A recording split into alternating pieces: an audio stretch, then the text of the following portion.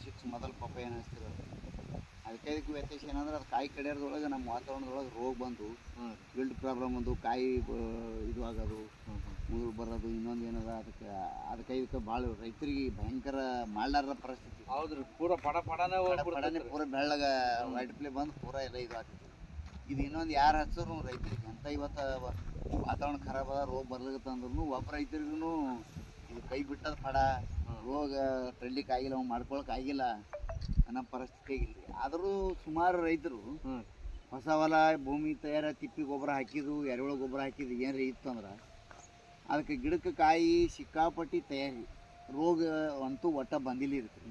ಇದಕ್ಕೆ ಯಾವ ಥರ ತಯಾರಿ ಮಾಡ್ಕೊಂಡ್ರಿ? ಭೂಮಿ ತಯಾರಿ ಯಾವ ಥರ ಮಾಡಿ? ಭೂಮಿ ತಯಾರಿ ನೋಡಿ ಸರ್, ಇದ್ರೆ